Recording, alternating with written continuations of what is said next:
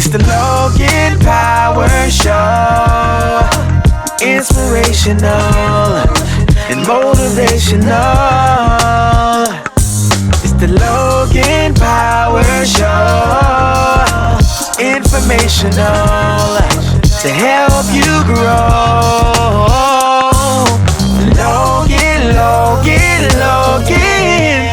Logan Power Show.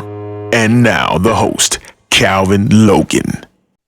Welcome back to the Logan Power Show, where we amplify voices that empower, inspire, and create lasting impact. Today's guest is a nationally respected leader, advocate, and change maker in the areas of fatherhood, family strengthening, and community transformation. Kenneth Braswell is the CEO of Fathers Incorporated, the director of the National Responsible Fatherhood Clearinghouse. But more than 35 years of national leadership, he's delivered over 900 speaking and training engagements across 34 states and 5 countries, reaching more than 1 million people. Kenneth Braswell is an accomplished author, host of the I Am Dad podcast, and the visionary behind innovative fatherhood campaigns that are reshaping the narrative around Black fathers and families. His work has been recognized by Oprah Winfrey on the OWN Network, and in 2024, he received the prestigious Leaphart Fatherhood Award from Morehouse College.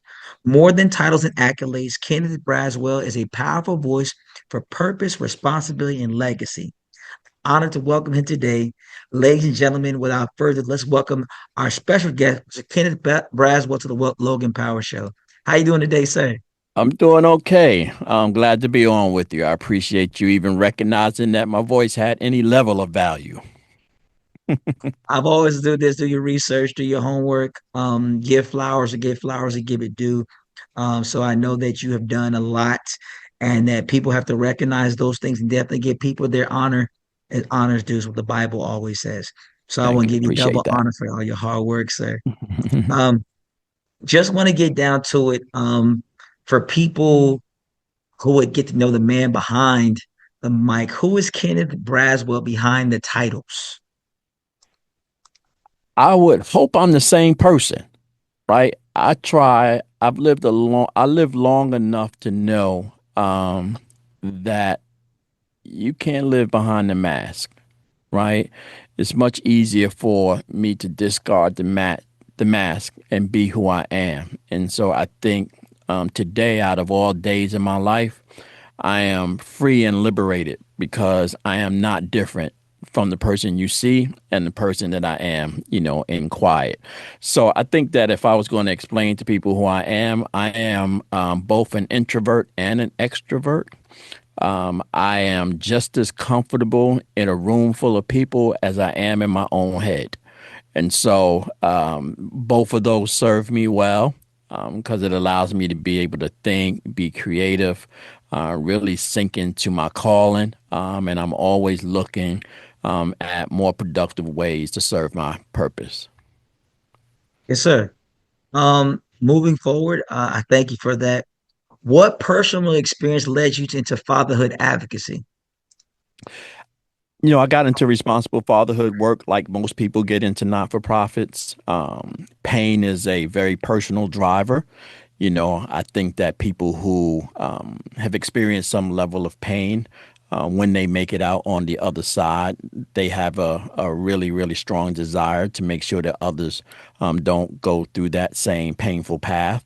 You know, People who work for homeless organizations are more than likely to have been homeless at some point. People who work for domestic violence shelters have probably gone through some level of domestic violence at some point. My issue was fatherhood. My issue was I didn't grow up with my father. That absence was very painful for me. It showed up in many aspects of my life. And so when I became a father, those same things that I did not want to be as a result of my father, I fell right into that trap. And it took me a little bit to realize, that this ain't who I am, and I am not going to transfer the pain that my father put in me into my child. And so, and then that came into a lifelong, life of purpose, and to not only making sure that my children would not experience that, but I am of the notion that I don't want anybody to ever experience, not having a father in their life, any parent for that matter. But in my space and in my calling, it is to make sure that I can release as much fatherlessness pain as possible.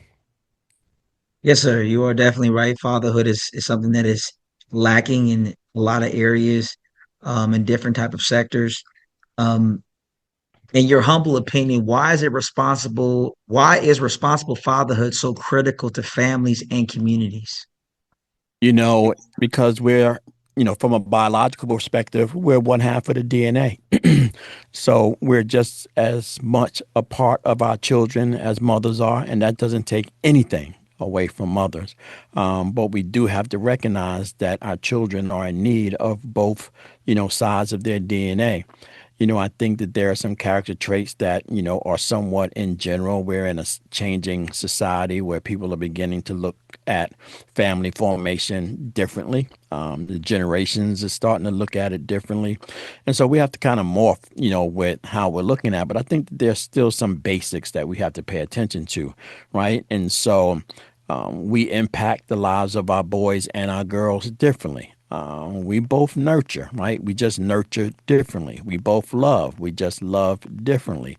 We both, show levels of compassion. We just show it differently. And so I think it's those differences that really make us similar. And I think that, men and women, moms and dads, if we were able to appreciate the uniqueness that we bring to being parents and understanding the necessity of our children's need to need both of those things, I think we could stop being so selfish, in relationships that don't work out romantically and realize that you have a co-parenting relationship for life. Yes, sir. To piggyback on that, um, what misconceptions about fathers must be challenged that's currently out there? I've been in this work for a while, and I've kind of watched the ebbs and flows of particularly brothers, and what we are doing somewhat in the social media space. Like we can't dismiss the social media space. And I was watching or listening to a podcast the other day, and they was talking about how everybody had a podcast. It was ironic that a podcast is like complaining about everybody having a podcast. It's like you got a podcast, right? And so, when it comes to um, really thinking about misconceptions in fathers, there's a lot of narrative out there now about changing the narrative. I don't know if you've heard that term. Like we got to change the narrative. I'm of the thought that, particularly for fathers, that we don't have to change the narrative. We have to expose the narrative, right? And so when we start talking about changing the narrative, we're making assumptions that there's something that needs to be changed about who we are and what we bring to the space. That stuff that we are now experiencing as a result of social media, as a result of the multiplicity of mechanisms through which we receive information is showing that that stuff that everybody has said that they want to see in fathers has been there all the time, right? And so you're seeing more, particularly men and brothers having conversation about, mental health and self-care. You see more, men, taking their children to school in the morning. You see more of them, being at their girls' recitals and practicing and having tea with them and daddy-daughter dances. And you see them more engaged in this kind of nurturing space that for so long society has kind of suppressed because that was not a part of manhood that we were supposed to reveal to the rest of the public, and it looked differently. But I think today that is changing very rapidly. The space, to which we sit in makes it a little easier for you and I to even imagine this conversation me and you having 20 years ago. That's not happening, right? And so today the space is opened up to really allow our authentic selves to come to the front. Not only so society can see it, but so our children can see it. Our children need to see that, hey, my dad is strong, my dad is firm, my dad is commanding, but he's also passionate, he's also loving, and he's also giving. Yes, sir. I think you nailed it on the head of everything you just mentioned. Since you are doing this great impact when it comes to fatherhood, can you share a story that captures the real impact of your work? Man, I have so many of those stories. I've been in this for now, Fathers Incorporated for 21 years. And so I have always tell people I have like tens of thousands of voices in my head speaking to me all the time of the folks that I've talked to, of the lives that I've seen us impact. Um, the most recent one, though, and I'm gonna try to keep it short because it was very personal. It literally just happened this past summer. There was a young man who came in through our cohorts to take our curriculum, and he successfully completed the curriculum. And then at the graduation, he asked, could he speak? And I'm like one of those. I'm like Oprah. I'm like, oh, you never let go of your mic. You never give your mic to somebody else because you can't get it back, right? And so when he asked, I was like, what are you going to say? I didn't want to dig too much. And I was like, you know what? Yeah, go ahead. This the class you just graduated, because most of our classes are virtual. Our graduation is in person. So a lot of the brothers have seen each other for the last like 3 months, but they've never personally met each other. So when they get in the space together, you can see this really kind of like brotherhood environment happening where they're able to kind of touch and agree. But he kind of talked about coming through the cohort and having being very appreciative of the brotherhood and hearing other people's stories and realizing that he wasn't alone. Like oftentimes he thought that in this world he was alone and no one was going through what he was going through. Fast forward, I was talking to one of our case managers, and they kind of quietly said, "Hey, you know that he has to turn himself in to jail next week." And I was like, "What?" And they was like, "Yeah, he has to turn himself in." I was like, "Wait, turn himself in for what?" So we didn't get in that too deep of what it was. But when I found that out, I was like, hey, I said, call this brother up because we need to take him to lunch. We need to go out with him and we need to let him know that our relationship is extended. It's not just here in this cohort, that we are a brotherhood and we stand by that. And so whatever it is you're going through it, even when you're on the other side, know that we're here. And so, but what struck me, Calvin, was this was a man who went through the entire 10 weeks of the curriculum knowing he was going to have to turn himself in right after he was done and spend X amount of years in prison. But he still thought that it was important enough for him to make himself a better dad, knowing where he was going, and he was willing to start his journey before he was incarcerated as opposed to starting it after. That to me was emotional. It was like, man, if every dad could think like that, right? And if every dad could have that level of commitment, right, to choosing his children first in all aspects, like this world would be a much better place. And it's not that they don't think it, but thinking is not enough. Like, faith without works is dead. And so you can have all the faith in the world that you're going to change when you get out, but change happens with every step you take. Every step you take is a new opportunity to walk in a different direction. Wow, that's a powerful testimony, sir. That's something that's definitely not everyone's willing to go through the fire and admit, like, hey, I'm going through it, Mm. um, and be able to stand. Mhm. Since you are an expert, um, what lessons have 35 years of leadership taught you? Listen more than I speak. Um, be slow to act. Don't assume the content of the book for the nature of the cover. Believe that everyone has something good in them, no matter what their life circumstances are. And everybody has a unique story to tell. Yes, sir. Mm. Um, Moving into a space that you have become very, very fond of and gotten a strong following. What is the purpose behind that I'm a Dad podcast? Because that's where I first saw you. You were talking to a man who was trying to get his child back in Georgia, and you Hmm. had him on just recently talking about his story. And so I that's what intrigued me. I was like, wow, they're going really deep, and he's talking about what the trials and tribulations of just trying to be a father, and some of the laws that are in place, and some of the loopholes that are not really being fixed. So what was the purpose of I'm a Dad podcast? It was spiritual. Most of my stuff that I get, at least the ideas of how to ground something in principle, comes from scripture. It comes from my faith. And so I was having a thought one night and I was reading because I'm bad on remembering verse. My wife and I joke about it all the time. I was like, I can remember the, words from the Godfather, but I can't remember, verses in the Bible. And so I was doing something one night and I saw a picture, and it was a picture back from the '60s where brothers were protesting, and they was carrying these signs that said "I am man," right? And I was like thinking about how, you know, when they asked God how should they introduce him, he said, "Just tell them I am." And when I think about that, it's like, what an introduction.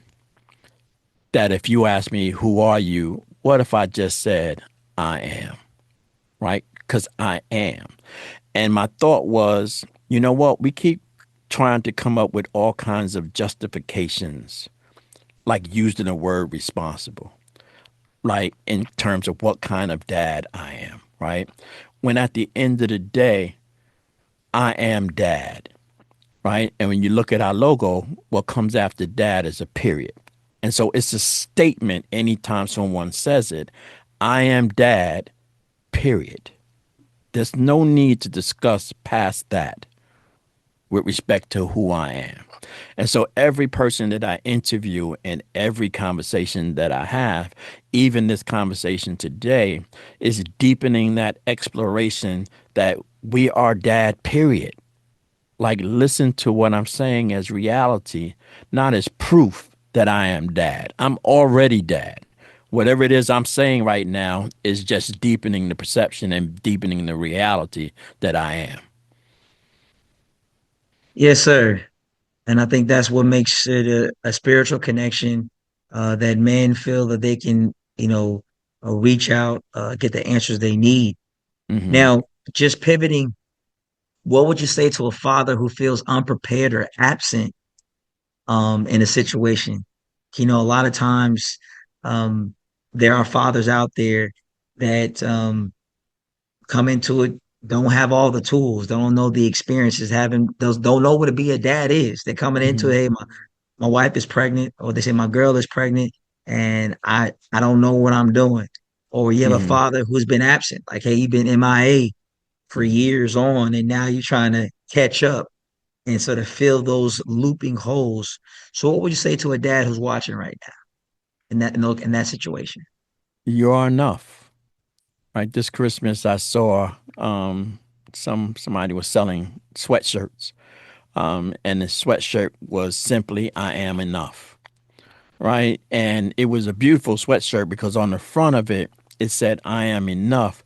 But on the back of it was a little statement. I wish I had it here. It's in the house. But in the back of the sweatshirt was, if you happen to be standing behind me and you're reading my sweatshirt, I just want you to know that every day somebody is going through, and that could be you right now, but I need you to know that you're enough. It was like, it's transferable, right? So when you say I am enough, it is supposed to transfer to everybody in and around you. And it was paying that message for me forward. And every time I wear that sweatshirt, I get a reaction by people standing behind me who just need to hear that day that I am enough. So for our dads, when they come in and they are, you know,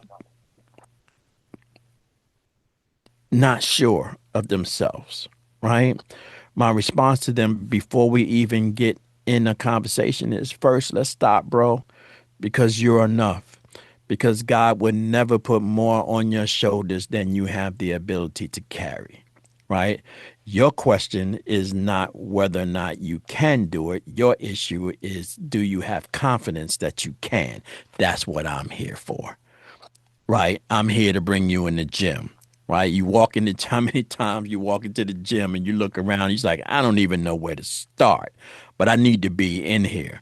And it's crazy because someone said to me the other day, and I had never heard this before. They said, you want to know the most heaviest weight in the gym? What is the heaviest weight in the gym?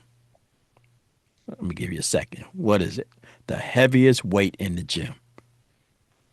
I would say the heaviest weight could probably either be you bench pressing, maybe there. I would think of the dumbbells, maybe. Mm-mm. The front door. Wow. The front door. It's the heaviest weight in the gym because it's the thing that stops us from walking in the gym because we believe that walking through that threshold is too heavy for us. So we sit on the outside, right? And someone and something in your spirit has to say to yourself, yeah, there's a lot of dumbbells in there. There's a lot of elliptic machines. There's a lot of stuff. There's a lot of bros in there that's like, 2 years in front of you and they walking around with their like t-shirt, in front of you. And there's like women in there. They lifting 250 and you walk in. It's like, man, am I ever going to be able to do that? And the answer is maybe not now, but if you keep lifting the heaviest weight, which is that door, it won't always be this way. And you'll be on the other side. And so for our guys, it starts with principle. It starts with just kind of helping, building those confidences, right? That, you have the innate ability to be a parent. You have the innate ability to be nurturing, to be loving, right? But you just have to activate it by saying that I'm enough. And that when you don't understand exactly how to do it, then have the courage to ask somebody for help. Because that's the other thing that men don't like doing, asking for help, right? But courage looks a whole lot of different ways. It's just not how much stuff we can lift, right? It's how much stuff we can speak. Amen. Amen. We're gonna transition to the rapid fire segment. Um, I know you're gonna like this one. Uh, give it to me. One word that defines fatherhood. One word that defines fatherhood. Necessary. Okay. A habit that shaped your leadership. Pain. Mm. A book every father should read. The Bible. Okay. Last one. Your definition of power. Humility. Wow. Well, final question here. What do you want your impact to be remembered for?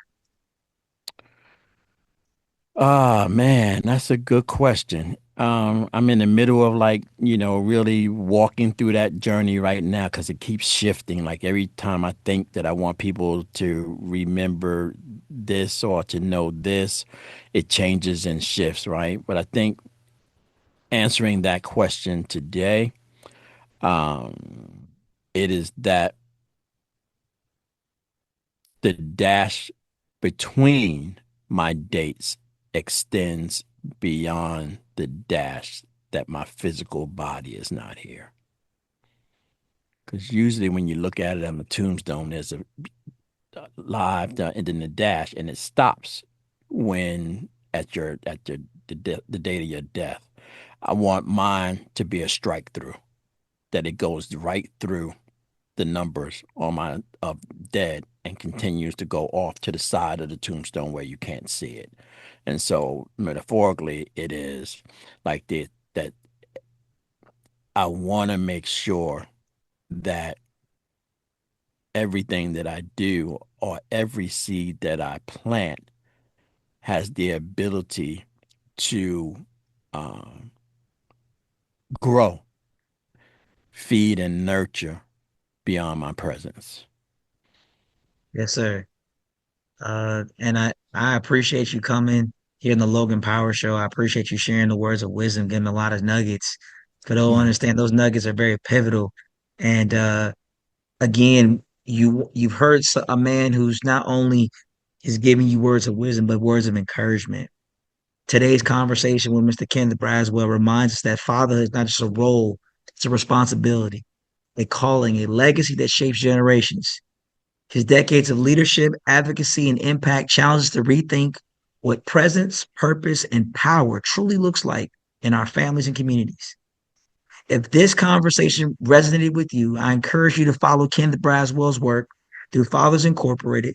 Tune into the I Am Dad podcast and support initiatives that strengthen fathers and families everywhere. Thank you again, Mr. Kenneth Braswell, for your time, your wisdom, and your unwavering commitment to building strong families and empowered communities. And to our listeners, thank you for tuning in to the Logan Power Show. If you find value in today's episode, be sure to subscribe, share it with someone who needs to hear it. And remember, power isn't just what you have, it's how you use it. Until next time, stay empowered. My name is Calvin of the Logan Power Show, nationwide, worldwide. We love you. We'll see you soon.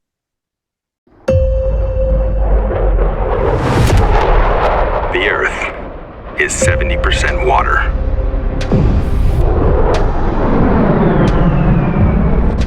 And 30% land.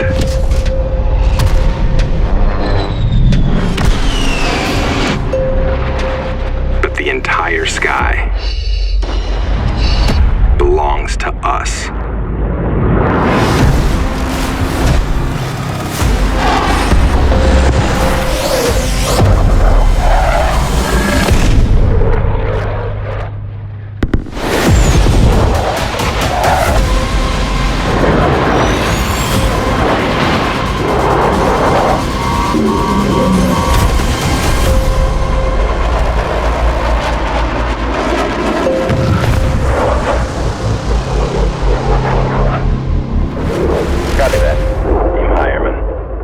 The Logan Power Show, inspirational and motivational. It's the Logan Power Show, informational to help you grow.